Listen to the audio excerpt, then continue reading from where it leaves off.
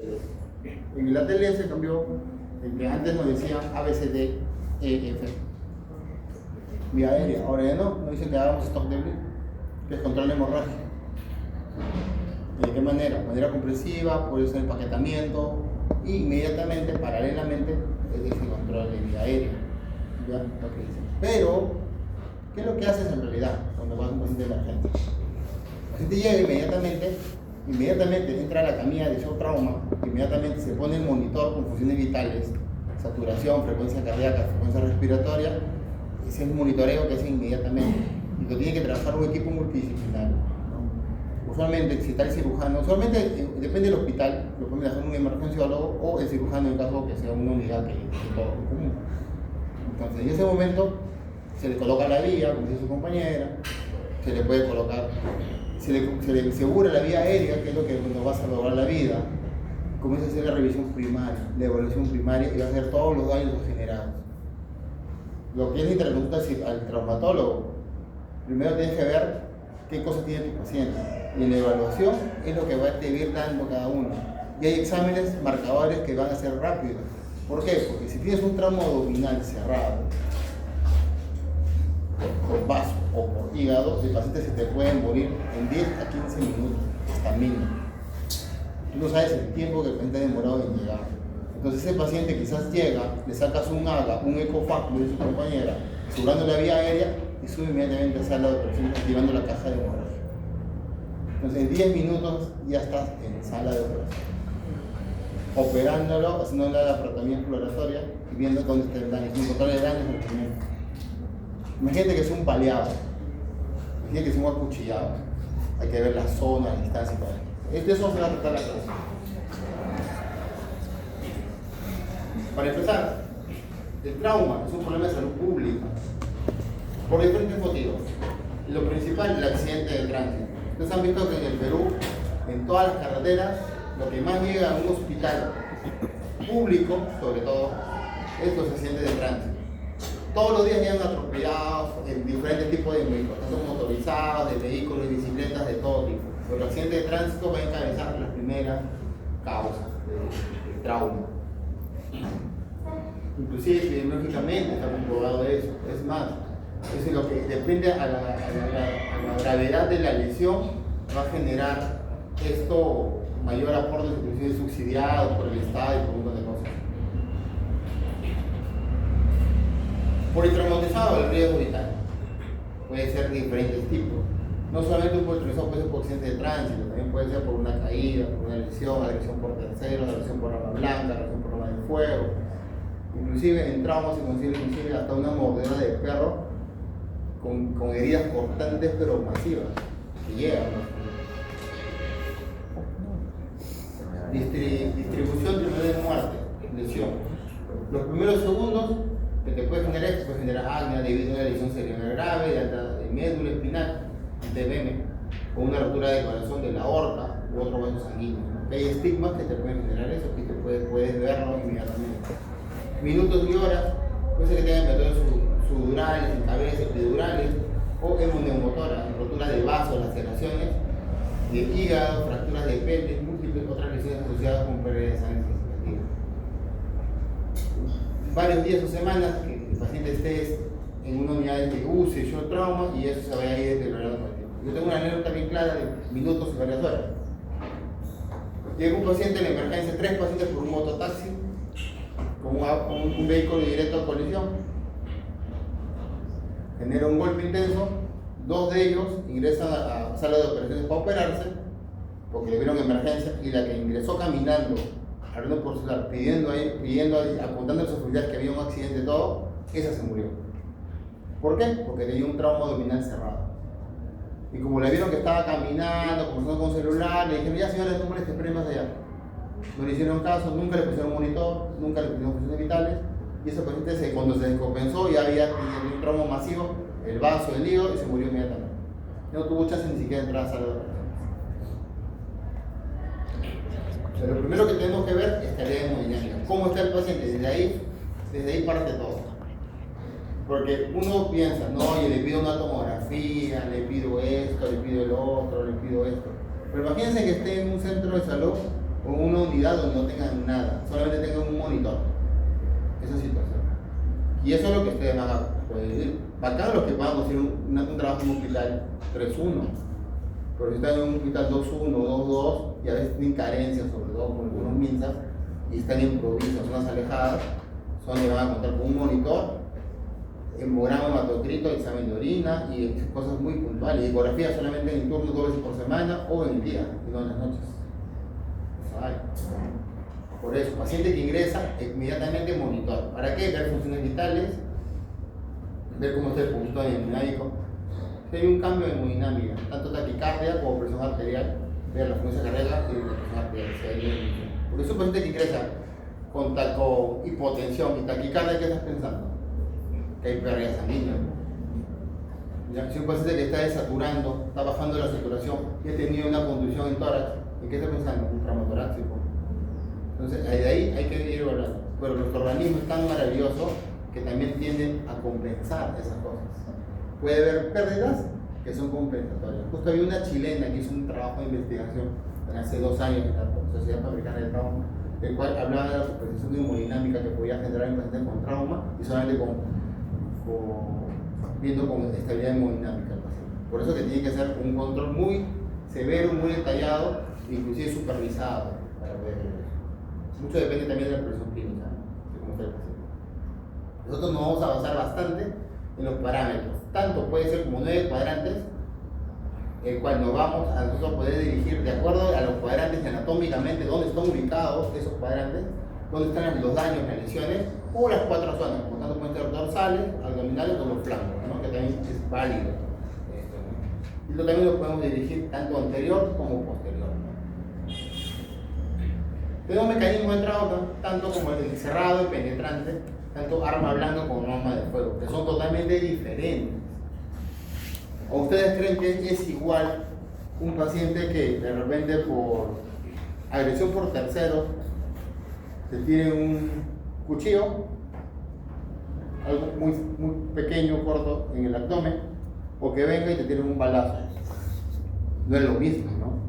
¿Por qué? Porque la bala, de acuerdo, también hay que ver el tipo de arma, la distancia, el calibre del arma, que genera mucho más daño. Y eso también quema quemadura, que la quemadura va siguiendo.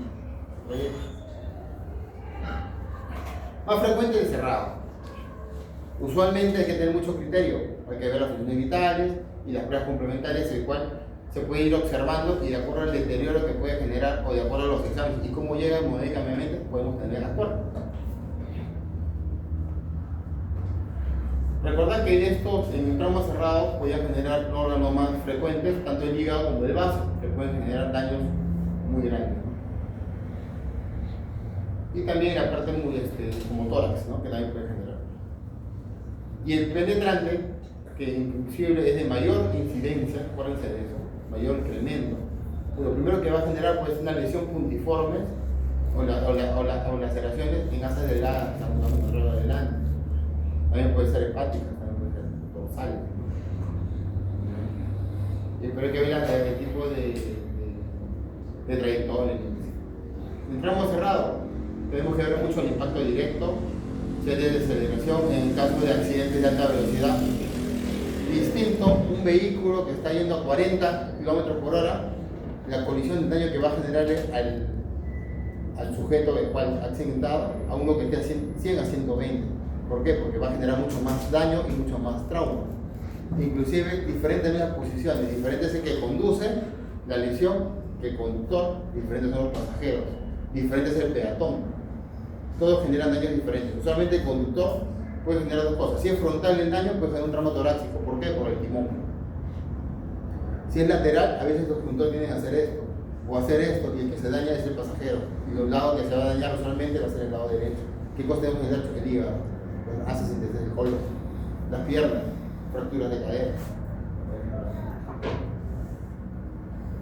asa ciega, daños producidos por estructuras óseas, tanto pelvis como arcos costales, cizallamiento en el caso de aplastamiento, en el caso de choques con tren, puede generar eso, incremento súbito masivo de la presión intraabdominal, cinturón de seguridad, que puede generar el síndrome de latigazo, que te puede generar un trauma, una lesión grande. Los accidentes de tránsito, como lo mencioné, pueden generar de acuerdo a la posición, de acuerdo a la velocidad, de acuerdo al vehículo. Diferente, de repente, accidentarte con un vehículo pequeño, 4x4 muy pequeño, a veces con una bicicleta o una de carga pesada, ¿no? Totalmente diferente. ¿Qué otros elementos está involucrado? Otro vehículo, otro ocupante, relaciones del incidente, ¿no? Si hay deformidades de vehículo, muerte del pasajero, tiempo de trayectoria, si ha habido volcaduras, los airbags, si se han activado o no, cinturón de seguridad, todo eso se tiene que valorar realmente. Y acá podemos ver imágenes. Los frontales tienen mayor mortalidad, acordarse de ello. La baja mortalidad es por detrás y laterales también, ¿no? Que es intermedio. Mecanismos de trauma por armas de fuego. De acuerdo a la penetración, el tipo de arma, si hay fragmentación, la cavitación, si es permanente, temporal, si hay puntos cortantes, penetrantes, resultados del incidente, la distancia, el traumatismo, el accidente y el número de lesiones que puede tener. Entonces, y aquí, lo primero que se va a hacer va a ser una primera evaluación, que es donde la primera evaluación, acá por ejemplo, se tiene que agregar, porque esta es la versión 10, se tiene que agregar el stop de bridge, que debe ser lo primero. De ahí vía aérea, con la columna vertebral, con la columna cervical, perdón. ¿Que por qué? Pues tú primero ves la vía aérea y ya pues, te da chance a poder hacer lo mayor cosa. Primero ver la vía aérea en el paciente, eso no va a cambiar nunca. La ventilación, la parte respiratoria, verse deformidades o no, circulación, neurológica, exposición de control de hipotermia y manejo del dolor, ¿no? Después de ello, imagínense que el paciente ahí no entró a sala, nada, le pusieron vía, le pidieron examen, le pidieron una tomografía, más controles, un ágao, control, monitoreo, siguieron permanentemente, ¿no? Después de chance una evaluación secundaria, el cual puedes encontrar quizás alguna fractura que no te diste cuenta en la evaluación primaria, alguna lesión posterior, algún lado.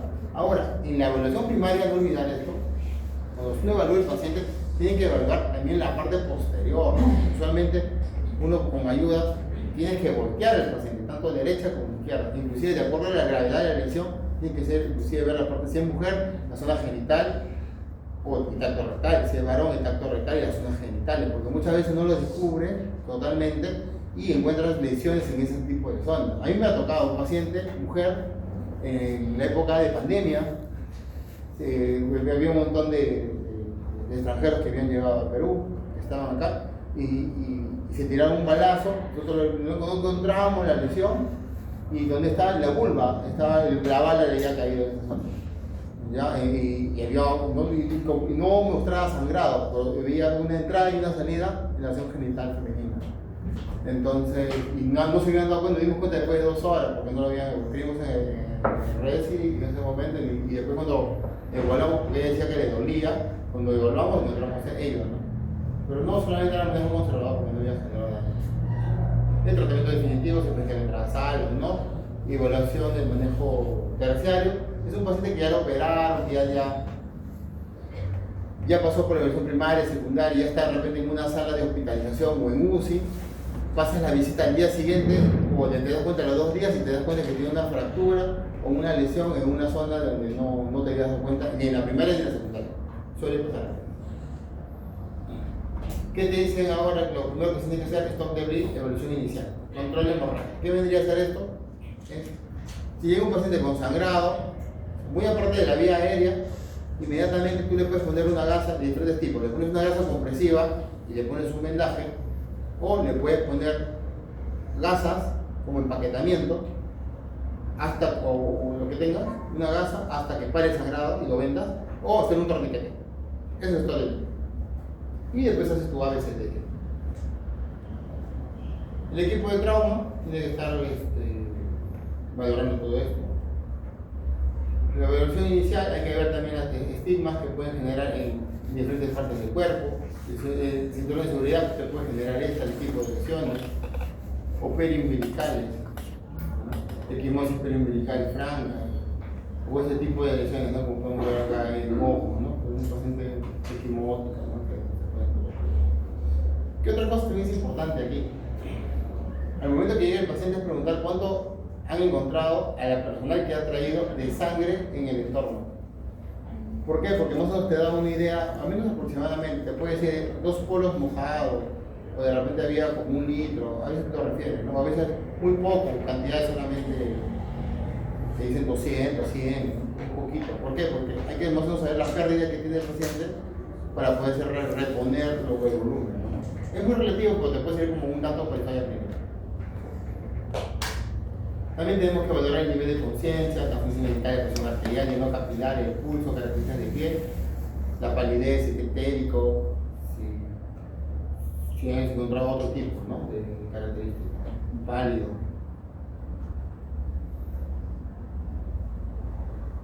¿Qué podemos encontrar en un paciente crítico, manifestaciones de shock? Como la palidez, la cianosis, la sudoración, la frialdad, el deterioro de estado de conciencia, la agitación psicomotriz, la taquicardia, taquidia, hipotensión. El gasto urinario, solamente los pacientes que llegan a una unidad de trauma tienen que ser 2 cosas. Hasta, en caso de sospecha, hasta demostrar lo contrario. Una de las cosas es colocarle una sonda vesical para controlar el flujo urinario, tanto por la hidratación que le vas a poner al paciente y para ver si hay un sangrado en la zona retroperitoneal, renal o uretra. Y la otra es una sonda nasogástrica. ¿Por qué? Porque en caso de ingresas a las operaciones, ya estás descomprimiendo la parte del abdomen. Y si tiene una lesión o una va a salir sangrado también en esa zona. Son 2 cosas que tienes que valorarlas cuando ingresas al paciente a un nivel crítico. Y puedes encontrar de repente un paciente que está hemodinámicamente estable, compensado aparentemente, pero al momento de ingresar encuentras un sangrado masivo interno. Usualmente se usaba ese tipo de tabla, que es la que me enseñaron a mí y lo enseñaban en algunas materias, que es la clasificación de shock hemorrágico, y el cual te daba los grados de acuerdo a las funciones y pérdidas. Pero esa ya no se usa. ¿Por qué? Porque esto por el mecanismo de compensación hemodinámica que yo les hablaba, esto quedó obsoleto. ¿Y qué cosa nos ayuda en la actualidad y que demora solamente 1, 2, 3 minutos de acuerdo a la área crítica que trabajes? Es un AGA. Un AGA nos va a ver la hipoperfusión y nos va a ver si hay una contaminación del paciente. Con dos tipos de parámetros en el AGA. Donde vamos a utilizar el déficit de base y el lactato. Esa relación va a ser arteria venosa y nos va a ayudar, y esto se usa en la actualidad, para ver si el paciente está con hiperlactacidemia, que es un paciente críticamente enfermo, no es el signo de shock séptico. Está normal si el déficit de base está entre 2 y menos 2, y si el lactato está en menor de 2. Leve, menos 3, menos 5 déficit de base y lactato de 2 a 2.4. Moderado de déficit de base de menos 2 a menos 9, el lactato de 2.5 a 3.9, y severo mayor de menos 10, menor de menos 10 y mayor de 4. ¿Qué nos da? Un paciente con trauma. El paciente, por ejemplo, que le puse el ejemplo. Imagínense que le hubiéramos sacado inmediatamente un AGA y encontramos un lactato mayor de 8 y un déficit de base menor de menos 12. Ese paciente ni siquiera tienes que pensar más. Entra a sala inmediatamente, porque está en fisura. ¿Cuánto te demoraste? 5 minutos en el hospital. ¿Cuánto demora un ECOFAS? Otros 5 minutos. Y después ya estás pensando en sala de operación. El ECOFAS es un operador dependiente. Sí, necesita entrenamiento previo. Solamente el residente, para que pueda estar entrenado y para que pueda decir que ya sabe ECOFAS, tiene que estar supervisado 50 veces como mínimo, bajo supervisión de alguien que ya está certificado y capacitado. Usualmente en todas las áreas críticas, esto no es algo que lo puedes hacer, es obligación del cirujano que tiene que saber. ¿Qué otra cosa te mide el ECOFAS? No te va a medir la calidad, te va a medir ni la cantidad, te va a medir solamente que hay líquido libre y calidad. Nada más. O sea, tú ves líquido libre positivo, más el lactato y el déficit de base que están alterados, ese paciente entra a sala. ¿Cuánto te demoras? 17 minutos y está el paciente ya con diagnóstico. ¿Cuántos puntos ves el ECOFAS? 4. 4 puntos que lo va a ver el ECOFAS. Ya el espacio de Morrison, el pleno renal, el pericardio y la parte de la vejiga, ¿no? Indicaciones: sospecha de trauma de alta energía, todo paciente politraumatizado en abdomen se seca. Paciente politraumatizado de alteración en estado de conciencia, evidencia de signo de trauma tóraco abdominal, paciente con trauma cerrado del dolor abdominal sin alteración de estado de conciencia, traumatismo penetrante del tórax, trayectoria incierta que involucra el mediastino, shock de origen desconocido. Bueno, acá está lo que no supervisadas.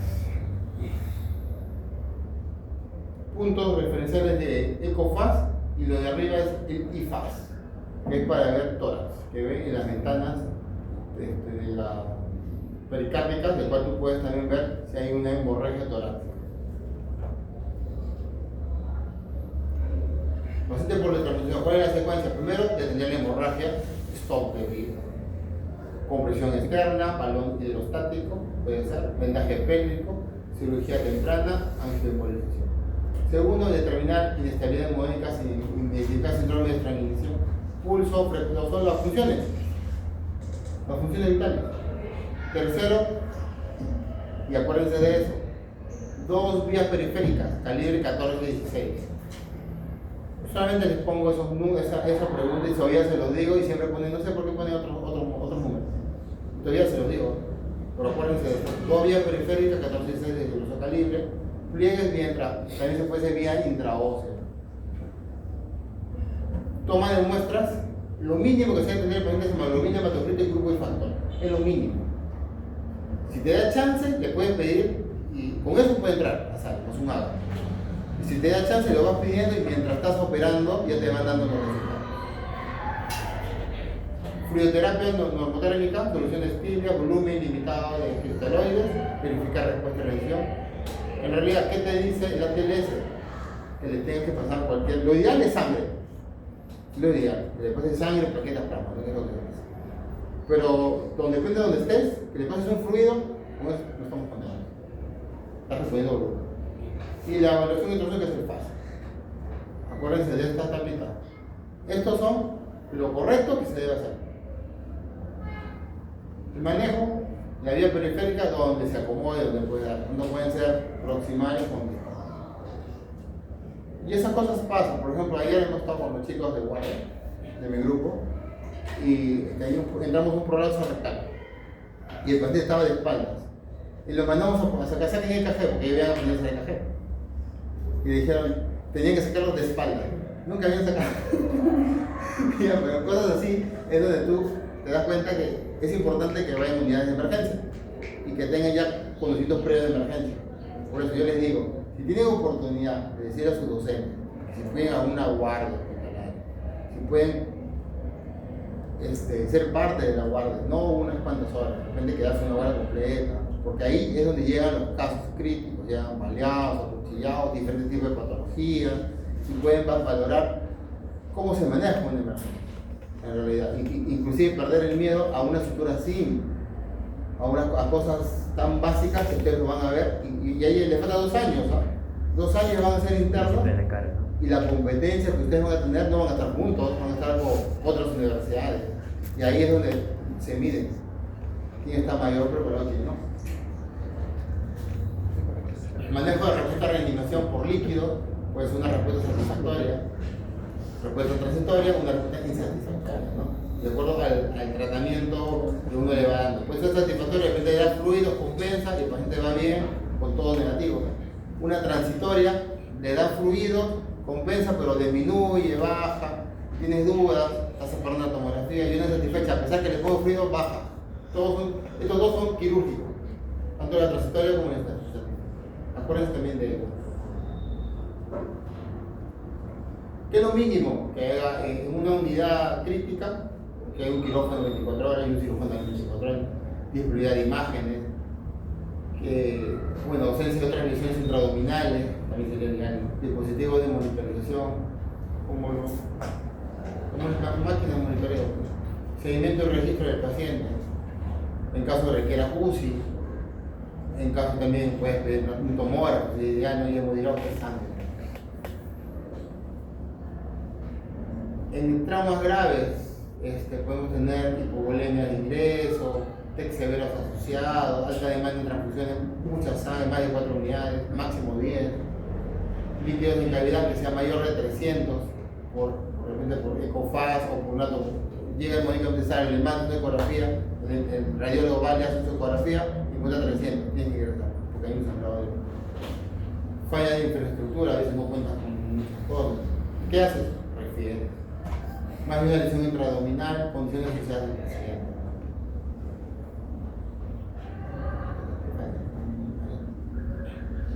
Entonces ahora nos vamos directamente a cada uno del protocolo, ¿no? ¿Hasta ahí alguna pregunta de la parte inicial? Si hay alguna pregunta. Es más, inclusive de sus preguntas puedo sacar las preguntas. Porque yo las hago, o sea, de acuerdo a lo que voy hablando, yo me acuerdo y llego y hoy día mismo las hago mañana. Porque bueno, tengo buena memoria, sí me acuerdo. Pero hagan preguntas.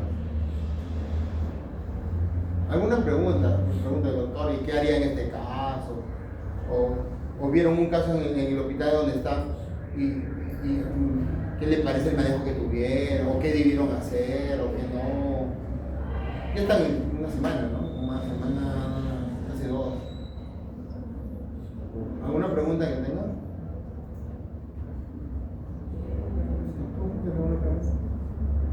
¿Dónde estás haciendo cirugía? Sí, me ruego.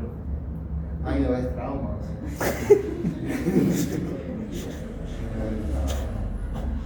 Claro, seguro la diferencia con el MINSA es que los traumas que llegan son muy pocos. Sí llegan traumas, pero muy contaditos, porque usualmente los MINSA es donde llegan los baleados, los cuchillados, ahí están todos los pirañas.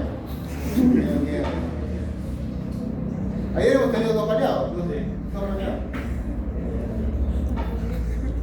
Entonces, vía aérea, ¿está bien? Vía aérea comprometida. Si no se hace lesión, puede ser por cuerpos extraños o broncoaspiración. ¿Cómo qué? Como las dentaduras postizas, o de repente algún alimento que estuvo en una carne o algo que estaba comiendo en ese momento, un caramelo, no sé, está que la lesión. Y asociada a esa lesión, trauma bucomaxilofacial, un trauma cervical, un trauma craneoencefálico, o quemadura por vía aérea. Son terribles porque tienen inclusive la parte de adentro. ¿Cómo llegan? De esta manera. ¿Cómo lo resuelven? Hay criterios y hay manejos que se puede hacer. Porque ejemplo, este paciente que prácticamente perdió parte de la nariz, parte de la boca, ¿qué cosas le harías en ese momento? Si te llega así. De repente una traqueotomía, ¿no? En ese momento. Y en este que perdió sus dientes, ¿no? Por ejemplo, ahí no sabemos si una de las piezas dentarias está obstruyendo la vía aérea. En este de aquí, por ejemplo. Un trauma con un mecanismo de lesión, quizás en moto lineal. Esos son los pacientes que llegan en moto. Cuando tengo un amigo en moto, acuérdense de esta imagen. Así puede acabar, en serio. Yo manejaba moto. Hasta que me metí un curso de trauma y decidí ya no manejar. Aparte murieron 3 amigos míos en moto. Ya, y que vivían en cero. Y ya todos manejamos moto. Y esto llega frecuente, son despiste, caen y te golpeas toda la zona, inclusive pierdes la zona del maxilar, te genera traumatismo grande, y en medida de perder la vida, ¿no? Pero si no perdía la vida, pues una traqueotomía, tiene que pasar por procesos bien largos. Estos pacientes con deformidades, ¿no? O con este tipo de heridas, ¿no? Lesiones grandes, graves, ¿no? O quemaduras. Las quemaduras en esta zona han quemado siempre bien por fuera, pero esa quemadura también está por dentro. Son pacientes que están desaturando, han generado quemaduras, tienen mucho dolor. Entonces esos pacientes a veces hay que tubarlos, hacer traqueotomías de emergencia y todo. Y cuando hay deformidades como este tipo, por ejemplo, que ha tenido un golpe contuso fuerte, hay que más o menos ver por dónde está la tráquea y poder ver si se puede intubar. Muchas veces estos pacientes tienen que tener ayuda de anestesiólogo o de emergenciólogo que tengan bastante estrés al momento de intubar.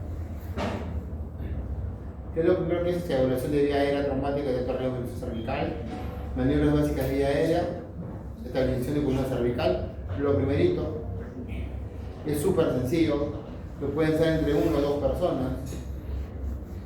Administración de oxígeno en caso de tuvieras. Maniobras de avanzada de vía aérea que asegura la vida, manejo simultáneo de shock y resolución efectiva de las lesiones. Este es el barrido, esta es la colocación a este niño de uno, con una mano alzas, o puedes hacer de esta manera: mentón, cabeza o mandíbula hacia arriba, reaccionando. Y esta es la manera de entubar, con la aspiración y nuestras medidas básicas. Garantizar la vía aérea nos va a ayudar a nosotros.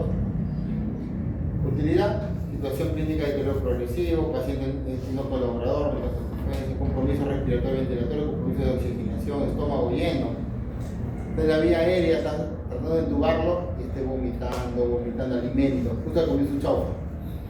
Pasa un mostrito, esas cosas. Tipo de agua, secreción de sangre, vómito, anatomía distorsionada. Que tenga este tipo de lesiones, ¿no? Por ahorcamiento, a ver, también pasa, ¿no? Los cogoteros, por ejemplo. ¿Alguna vez lo han cogoteado? O vayan al otro puente y se va todo otro y se para el cogoteo. A mí me agarró cuando estaba acá. 2 veces. Yo cogoteo. Y si no se te taekwondo, ¿ah? Sí, me muy tarde y todo, me agarraron. Me dejó así mal, me dejó. Desde 2 semanas me dejó. Mecanismos de trauma, dolor espontáneo, dolor de movilización, sensibilidad, motricidad, palpación, no sé qué ver, no sé. Crujidos en esa zona, te deja. La inmovilización básica, ¿no? Pacientes con sospecha de lesión cervical, le pones un collarín hasta sacar una radiografía, el cual muestre las 6 vértebras, y demostrar lo contrario, que no hay una lesión, para quitarle el collarín. No le quites el collarín, tú llegas, le pones. Y también que sea un collarín a la medida, porque de repente es un hombre grandazo y le pones una talla M, ¿no? Pues, hay tallas, XL, M. O puedes una chiquitita y le pones XL también, está colgando, saliendo por su cabeza. Esas cosas pasan. Por eso que es bueno el entrenamiento que uno puede hacer en las unidades de emergencia, que tengan que ir. No lesión, puede haber lesión cervical, sensibilidad, el dolor, ¿no? Déficit neurológico que puede tener el paciente, lesión vertebral, no hay movilización, ¿no? Y nos vamos a la parte ventilatoria. Ya controlaste la hemorragia porque solamente te has controlado de una manera de inmediata, ¿no? Conjuntamente con la vía aérea pusiste tu empaquetamiento, le pusiste una vena, un torniquete, de repente había un vaso grande, le pusiste sonda Foley a ese orificio y le pusiste el CAF que abre y eso hace compresión, eso también ayuda. No para común, después mete 5 si quieres, sonda Foley y eso para, más adelante vas a ver. Después ya se va a la vía aérea con su collarín, te vas a ver la parte del tórax. ¿Qué ves en el tórax? Que hay deformidades, está simétrico, heridas punzocortantes, penetrantes, escoriativas, contusiones, dolor, deformidades, todo eso. Y si está, el patrón ventilatorio está adecuado. Eso es lo que digo. Pues acá vemos la parte de cómo está la ventilación, la difusión e intercambio, el transporte. ¿Por qué? Porque si no hay una buena ventilación, de repente va a haber un cambio de coloración de la piel. Esas cosas que ver. Estas son las 5 principales causas de muerte de pacientes politraumatizados. 4 se ocurren en tórax: obstrucción de vía aérea, neumotoras de tensión, taponamiento cardíaco, hemorragia masiva, traumatismo cardíaco. No olvidarse. Y hay 2 acá que no competen. Podemos tener primero, como en todo el paciente que llega, la monitorización. Eso no, a todos los pacientes les monitor. Un trauma, como todo lo que hemos visto ahora, monitor. De ahí vas a hacer lo que te han enseñado desde medicina interna: una inspección, parece deformidades, simetría, cómo está el control ventilatorio. Vas a primero la publicación. La inspección, ocultas para ver si no hay ruidos. Imagínate que tú ocultes y no encuentras nada y el paciente llega así y tú después no te contesta nada. ¿Qué ¿qué haces? Se puede ver una motora Masivo. ¿Ya? Un neumotórax masivo. Esos son los pacientes que tienen que poner un tubo de drenaje inmediatamente. Lo palpas, que te hace matidez, o timpanismo, y ves la percusión. Ok, lesiones, por ejemplo, ves este tipo de contusiones penetrantes. Estos son bacanes, ¿no? Porque a veces entran así, tangenciales, y no sabes si es el cirujano de tórax o el cirujano general. Pues entramos los dos. Y hacemos apuestas para el estudio mío. No, nadie quiere entrar porque a veces pides estómago está estable, ¿no? Y justo está en el medio, o sea, no sabes si agarra el diafragma o no. Ya, pues si es bien, lo dejan. Momentos. Neumotórax de atención. Recuerda, paciente está estable. Paciente. Si está estable, te da chance a pedir una placa. El que también depende del hospital. Porque si es un hospital que tienes todo, pides la portátil. Si estás en el REA, por ejemplo. Como tú, te va a llegar todo, la portátil, le toman su portátil, ya. Pero si estás en un hospital que no hay esas condiciones, como en el hospital de Huaycán, que no hay eso, entonces ves te dice, no, hoy día no hay radiólogo, porque pasa, y el tecnólogo no vino, entonces no hay nadie, entonces tú tienes solamente que escuchar y ver si hay. Lo ideal es una placa, lo correcto. ¿Qué cosa ves acá? Si es un neumotórax, el pulmón está colapsado. Y si es un neumotórax, no encuentra el pulmón. Ahora, mi pregunta sería, si borró el ángulo costo-diafragmático, ¿cuánto creen que ustedes que hay de sangre?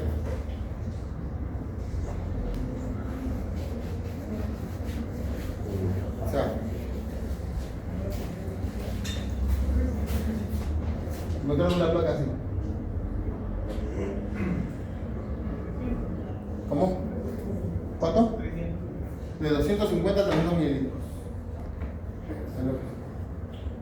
Eso es básico, porque si encuentras así ya es un neumotórax, perdí el ángulo costo-diafragmático, estás pensando 200, 250. ¿Qué cosa haces? Drenaje torácico. ¿Qué puedes encontrar? Tórax inestable, de 2 a 3 costillas rotas continuas. Puedes tener quemaduras en tórax. Traumatólogo severo que agarre el esternón y las clavículas, inclusive las escápulas, ¿no? Se podría agarrar.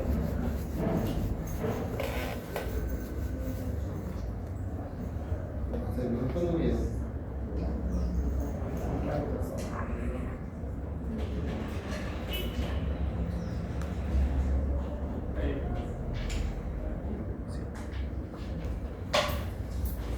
Sospecha clínica neumotórax o hemotórax. Si el paciente es estable, estudios radiológicos y FAS, si tiene la capacidad de estrés. Si está estable, como todos los pacientes de línea de abdomen, se manda observación con un control. Haces una hoja aparte, haces un control, hemograma, hematocrito, un monitoreo cada 4 o 6 horas, controles, PPLA y la radiografía, ¿no? Otra cosa que se puede hacer, válvula de Heinrich, que en el segundo espacio intercostal, línea media, clavicular, el hombro, una aguja. Y si está inestable, toracotomía mínima de emergencia. Acá está, válvula de Heinrich, segundo espacio intercostal. Aunque ahora la nueva literatura, en la PLS versión 11, te dice que solamente deberías ponerlo entre el cuarto y quinto espacio intercostal, tanto derecho como izquierdo, sea el caso que sea. Y eso es un drenaje torácico. Eso salvaguarda la vida. Y este es el drenaje torácico, ¿no? Evaluación de neumotórax, requerimiento de entrenamiento, manejo de la mayoría. Es súper sencillo, ¿no? Los procedimientos para la válvula de Heinrich, línea media clavicular, segundo espacio intercostal y entre el segundo y tercer espacio intercostal. Ahí le colocas.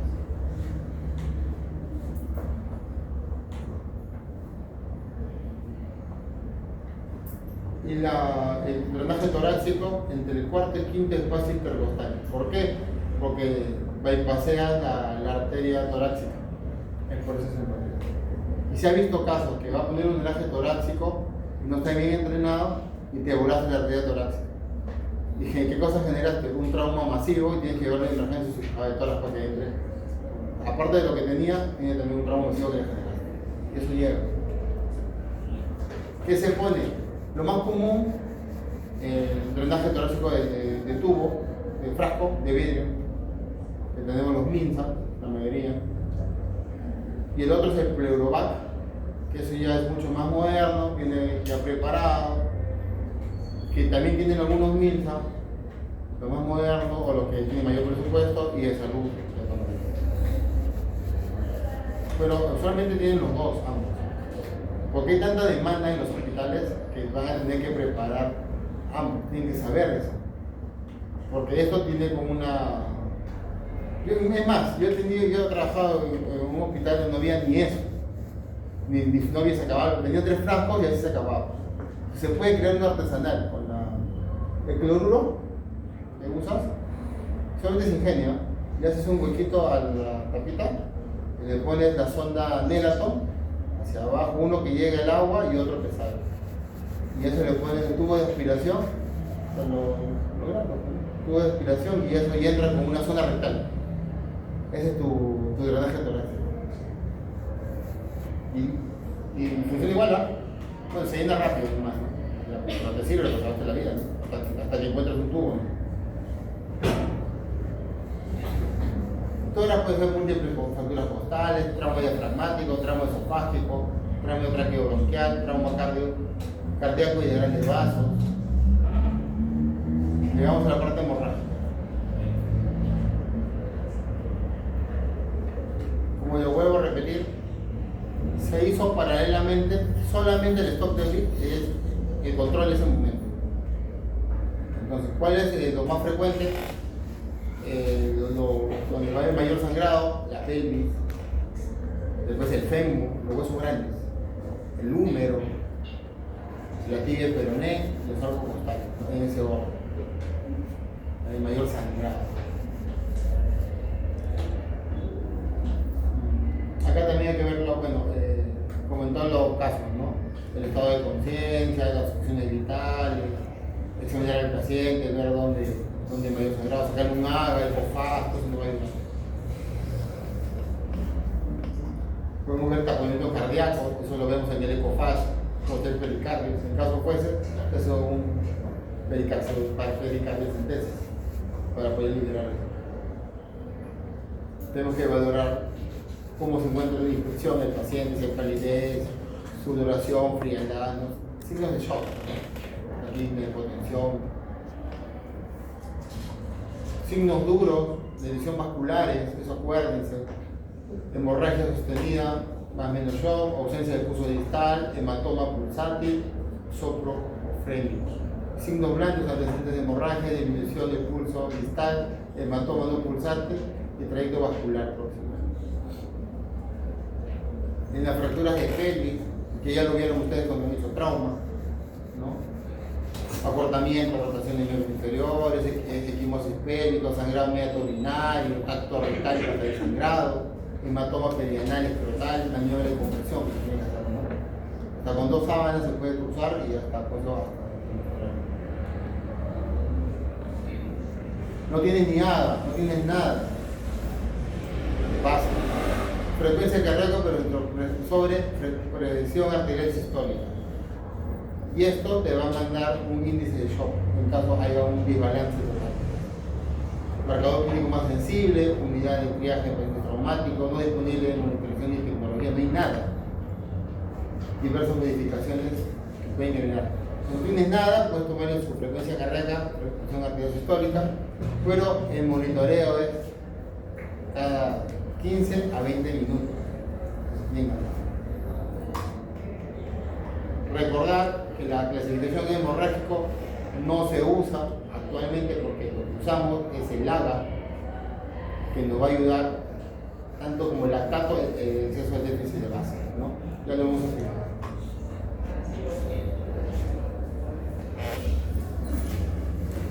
En control de hemorragia, daño, que vamos a ver el examen físico. todo el que se ha hecho anterior en la evaluación. El AGA nos va a ayudar porque vamos a ver los parámetros de hiperfunción, tanto lactato como el FAS, que nos va a ayudar a ver si solamente hay sangrado. No nos va a decir el FAS cuánto hay de sangre, qué calidad de sangre, la cantidad de sangre, la localización. Vemos en cualquiera de los espacios que en uno haya sangrado positivo, entra sangre. Nos va a ayudar para el uso precoz de hemoderivados, reposición adecuada de la volemia, estimada acertada de acuerdo a las pérdidas. Con el volumen, lo ideal es sangre, acordarse de eso, ideal sangre. Si no tiene sangre, lo que tenga, un cloruro, lo que tenga. El control de daño resucitativo, ¿no? ¿Qué es el control de daño? Ingresas al paciente, haces una laparotomía exploratoria. Imagínate que es una herida de balas, 16 balas.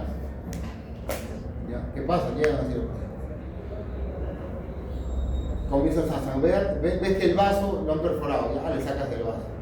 Ves que el hígado hay 2 huecos, empaquetamiento. Sigues bajando. Se volaron la vesícula, sacas la vesícula. La haces delgada, encontraste 4 huecos de diferente ilion y de repente ya vos de ilion nomás. Haces resección y solamente anudas. El diafragma, suturas del diafragma. Se volaron el páncreas. Ya, tú ya sabes, ahí solamente le pones una gasa y esperas que no acabe y poner un drain tubular. Y que no agarrar un color. Ves que ya todo está controlado, le pones lo dejas abierto y le pones una bolsa de bota. O si no tienes bolsa de bota porque es caro, puedes ponerle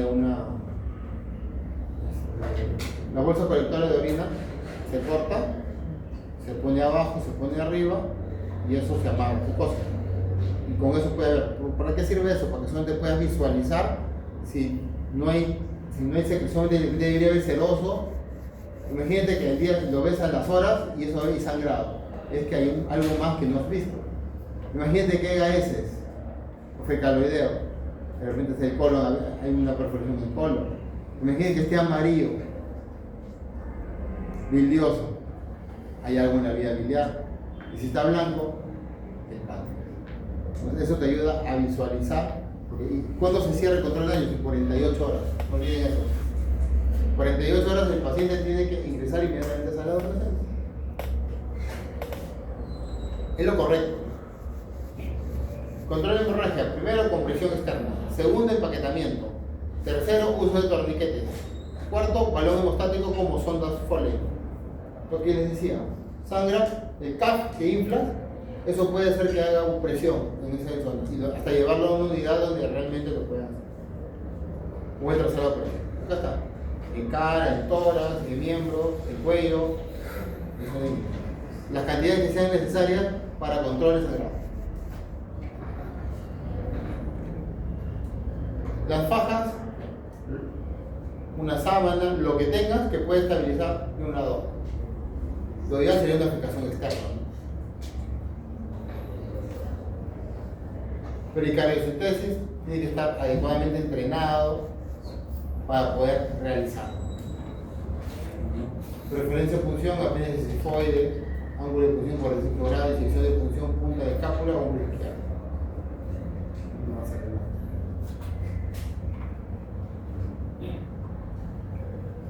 Lo ideal es colocarle sangre. Entonces, ¿qué cosas nos dice la prevención?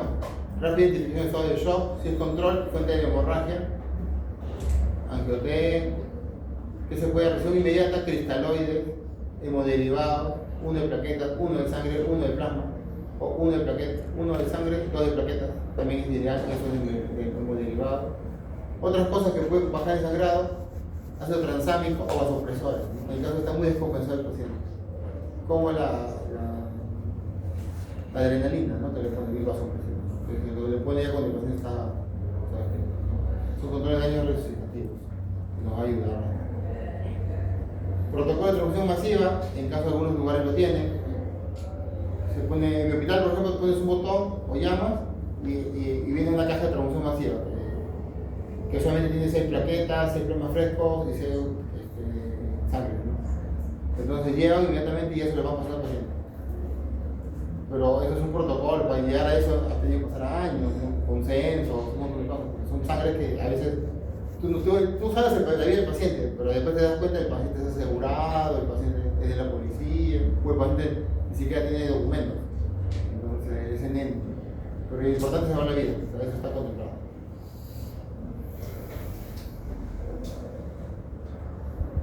El REBOA ya es un método mucho más endovascular, de balón, que ingresan por la femoral y van a taponear la arteria, que igual está mayor, generando mayor sangrado o problema. También tenemos los traumatismos craneoencefálicos, ya pasando a veces, dale. Acá también hay que valorarlo. Y acá ya vamos a la parte de los pacientes que ingresan por caída. No se le puede dar de alta tan pronto.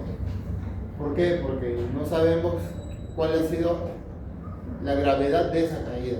Se ha visto pacientes que han tenido sus hematomas epidurales, subdurales, se han muerto en casa. Se han quedado dormidos, se han muerto. Mejor dejarlos una hora, si tienen mucha sospecha, que retorne, mandarle una orden de tomografía, ponerlo en la historia clínica, lo que has hecho y lo que has pedido. Si se van, ya no. ¿Por qué? Porque acá hay varias alteraciones motoras, anormalidad pupilar, estado mental, postura.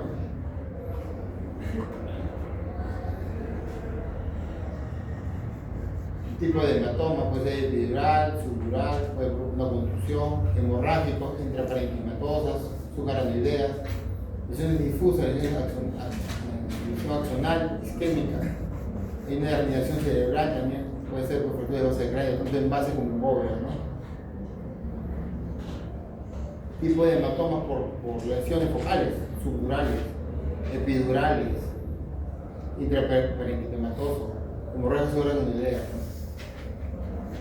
Son bien graves, son pacientes estables y se inflaman y se chocan. Tienen que entrar a hacer maniobras descompresivas y neurocirugía.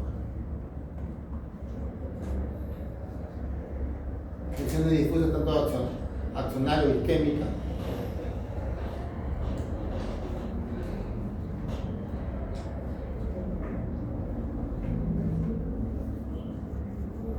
En la evaluación inicial de los TEC, hay que ver si hay cefalea, náuseas, vómitos, si hay amnesia, trastorno de conciencia en el sitio del evento, convulsiones, visión borrosa, estado de conciencia, somnolencia, letargia. Todo esto nos va a llevar a nosotros, y puede ser hasta por un golpe simple, insignificante, un codazo. Ha habido pacientes que han tenido fracturas de la base, de la bóveda, ver signos de estigmas, ¿no? Ojos de mapache, ¿no? Signo de mapache, que le diga otorragia, o que tenga signo de ballet, que es contusiones posteriores retroauriculares, cuando va a dar que son fracturas del cráneo de base. Escala de Glasgow, que nunca va a cambiar eso, ¿no? Cuando se entuba, cuando se monitorea, cuando necesita valorarlo. Presiones pupilares, que nos va a ayudar diferentes tipos de compromisos, ¿no? Unilateral, bilateral. Signos de focalización, pacientes que no responden. Acá ya hay que tener bastante ya también experiencia y manejo, ¿no? Porque llegan también los conversivos, que dicen, su familiar lo trae, se ha caído. Así llegan las emergencias, se ha caído, se ha golpeado, y triaje dice, bueno, se ha caído, cirugía. Pero a veces, ¿cómo se ha caído? A veces está acá y se cae así. Examen adhesivo, que es diferente. Pues el internista, porque es nuestra pelea, va a decir el internista, no, se ha caído, pide su tomografía, ¿qué pasa? Es más, está en estado de inconsciencia. Entonces, ¿cómo lo despiertas inmediatamente? Si son mujer, agarran los pezones y... Si son varones, el esternón. Inmediatamente se despierta. Si son conversivos ya son más drásticos, y si son, ahí tienes internos moscas, los calateas. Inmediatamente le cortas todo, con las tijeras son rápidas, las piernas, primero se cortan las piernas estos, y nadie quiere, porque están así conversivos, estás que le cortas dejándoles dos, ya me pasó, algunos les pasa. Algunos no, pues si tú ya ves que estás haciendo maniobras y no responden, ya te da otro tipo de discusión. El manejo de estado neurológico, signos de focalización, prevenir lesiones secundarias, hipoxia, hipercapnia, hiperperfusión, evaluación de manejo de incremento, presión intracraneal. Hay un sangrado, ves que hay un edema, manitol, ¿no? Evaluación urgente de neurocirugía, manejo multidisciplinario, revisión de estudios de imágenes, como la mínima una radiografía, lo correcto es una tomografía. Si hay otras lesiones, mantener la ABCD.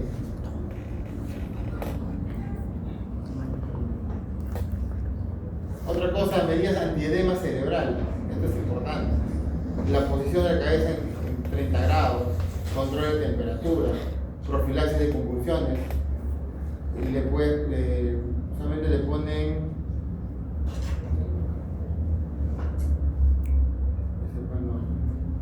para la epilepsia, fenitoína, de 100 miligramos. No necesariamente que tenga antecedentes de convulsiones, preventivo, hasta demostrar lo contrario. Porque es un paciente que ya no ha convulsionado antes de llegar. Se le va poniendo su fenitoína en horario hasta no demostrar lo contrario. Ya cuando tú pides su placa, su tomo, ves que no hay nada, le esperas. No hay problema. Eso es importante. Después otra cosa que también pueden encontrar son pacientes que están decorticando. Son TEC tan fuertes que te genera edema cerebral, los pacientes se ponen así. Parece que cuando están intubados, ya le hacen su relajación, su manejo, pacientes inmediatamente y una unidad neuro. Yo tuve un paciente así. Lo tuve que referir en otro lado, tuve que referirlo y lo mandaron a mi hospital. Sí, yo me dije que vaya al hospital, me mandaron al hospital y lo entraron a operar de emergencia. Hicieron una descompresión, un niño de 11 años, que bien salado, sale a la puerta de su casa para ver si llegaba su mamá, viene un mototaxi, borracho, y se mete a la vereda y lo atropella y lo estampa contra la pared. El niño llegó con un TEC severo y un traumatismo, bueno, tenía fractura de tibia por el TEC sí era pero terrible. Y entró decorticando y todo, pero está vivo, gracias a Dios. Entraron a una sala de operaciones. Manejo de fluidos, tampoco no se puede poner cualquiera. Control de agitación, oxígeno. Y bueno, y el AGA que tenía que regular el ácido y la base, ¿no? El ácido óptico. La exposición del paciente es importante. Tú tienes que el paciente mirar todo lo que a ti te compete como trabajo. O sea, lo correcto es dejarlo desnudo totalmente y revisar todo. Porque tú no se te puede pasar nada, ni una contusión, una laceración, y quizás eso es lo que está generando el problema. La única parte del cuerpo que no está expuesta será la parte más severamente lesionada, como el paciente de la vulva que tenía la bala. En todo momento durante la atención del paciente politraumatizado es necesario el uso de equipo de protección personal y la atención. Eso sí es básico. Todo lo que yo les he dicho, ustedes son los que van a ver su mandil, sus guantes, si tienen lentes de protección, si tienen gorro. Ustedes son primero ante cualquier evento. Ustedes tienen que cuidarse.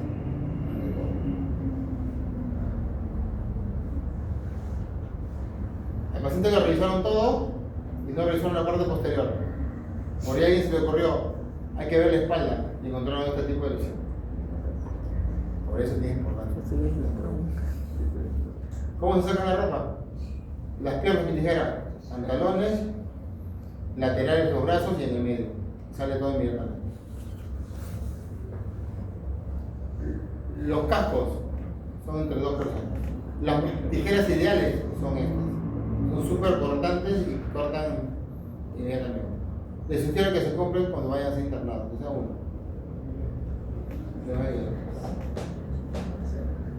¿Qué es lo que se debe hacer? Lo correcto, que nadie lo hace, ponerlo en una bolsa, en una caja, codificarlo, lo que saca las prendas, todo lo que encuentras y colocarlo ahí, ¿no? Con etiquetado, todo. Primero lo ponen en una bolsa o a veces se pierde. ¿Por qué? Por entrar al familiar. Ha habido casos de pacientes. Bueno, en mi caso ya un paciente que me fue un atropello, llegó por el conducto, de conciencia, todo, y al momento de sacaron la prenda, todo lo pusieron en una bolsa. Viene la esposa. Ya le habían pasado la voz que estaba su esposa ahí. Viene la esposa y dijeron, y tenía sus prendas, sí. Y tenía su camisa blanca enrollada. Y la esposa le dieron las prendas, y cuando saca el enrollado había plata ahí. Un montón de dinero, se lo habían puesto acá. Digamos, nada. Y ahí estaba el dinero. Nadie lo cogió. Ni se notaba. Por eso que es bueno entregar todos los celulares. Seguro se entrega a un personal de enfermería o técnico que están pendientes. Maniobra de casco te puede generar alta vulnerabilidad en la región facial, al momento de sacar, es medida de protección, pero también hay imitaciones en los cascos. En los correctos te cuesta caro, están como $700, los que te protegen todo. Pero los chinos te encuentras hasta $50, eso no te protege nada. Entonces son igualitos. Entonces eso también es muy vulnerable. ¿Cómo se retira con dos personas? Uno agarra el cuello que va a generar la tracción, por eso le dije, en vía aérea tienes que proteger el cuello hasta el otro contrario, ¿no? Y el otro va sacándolo hacia arriba. Esa es la manera. Acá está otra imagen. Vamos a sacar un casco. Esta es otra. Esta es otra, traccionando, sacando. Esta es la manera correcta de cómo movilizar al paciente. Hombro, cadera, cadera, tobillo. Y ¿quién es el que dirige? El que está en la cabeza. Movilizan derecha, izquierda. De ahí se ponen al otro extremo y hacen lo mismo para ver el lado opuesto. Así, ahí puedes visualizar si hay una lesión y todo. En ningún momento has descuidado la zona cervical, más bien estás viendo toda la zona posterior. La hipotermia también es importante. Le cortaste todo, lo correcto es que no pierda la temperatura. Así te puedes usar aluminio, frazadas, mantas, lo que sea. Control de temperatura. Hay calentadores, ¿no? Automáticos. Puede ayudar bastante a los fluidos calentarlos, ¿no? Pero sería lo correcto, ¿no? Y recién llega la parte del dolor. Ya evaluaste, ya viste todo. Tu compañera que está durmiendo ya habló del dolor. ¿Cómo se llama ella?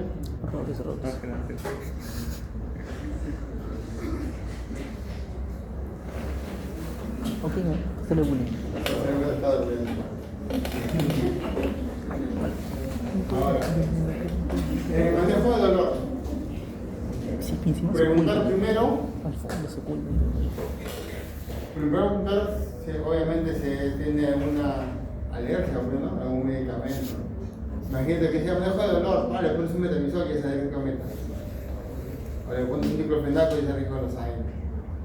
Entonces, ver, primero le pregunta al paciente, o al familiar o a quien esté, ¿no? ¿Tiene alergia a un medicamento? Y ver, pues, tiene una reacción. Solamente sabes. ¿Por qué? Porque el dolor te puede generar diferentes tipos, te puede aumentar la frecuencia respiratoria, la frecuencia ventilatoria, te va a generar mayor secreciones, está con mucho dolor, secreciones bronquiales, intestinales, te puede generar náuseas, ansiedad, y eso, todo eso, la presión también puede subir, la frecuencia cardíaca, o sea, todo eso te puede generar el dolor. Entonces, si controlas el dolor también, eso te puede ayudar bastante a poder calmarlo. Tú me tienes metamizol, diclofenaco, tramal en emergencia, ketoprofeno, no, poquita nunca se. Ahora, el tipo de dolor también podemos ver las respuestas, ¿no? Cómo va desencadenando, ¿no? Relaciones de lesiones anatómicas. También depende, pero no fíjate que sea un drogadicto, que se haya metido pasta o coca, que llegue a una unidad de emergencia. Como el de ayer, pues, ¿no? Coquero era. Pastelero era, dijo, ¿no? Ya, entonces estaba eufórico, pues, ¿no? Todo donde te ponía a dar nada le decía, pues, ¿no? Era porque era. Y a la parte, yo una abuelita que tampoco le ponías, no tenía nada, no sabía bien, la abuelita, tiene abuelita. Era porque ella echaba copas, no era porque no le calmaba el dolor a ninguno. Era por ello. Porque hay que también saber esas cositas, ¿no? Manejarlo contra mal, contra el enemigo y cosas, ¿no? La escala de dolor, la valoración del 1 al 10, ya no se usa. Porque tu dolor es diferente a mi dolor, o el dolor de él, o el dolor de él. Tú puedes decirme, me duele 10, de repente tu mismo dolor a ella no le duele 1. Pero por eso solamente eso es muy subjetivo, ya no lo uso. Esto ya mismo, ¿no? El analgésico. Bueno, entonces,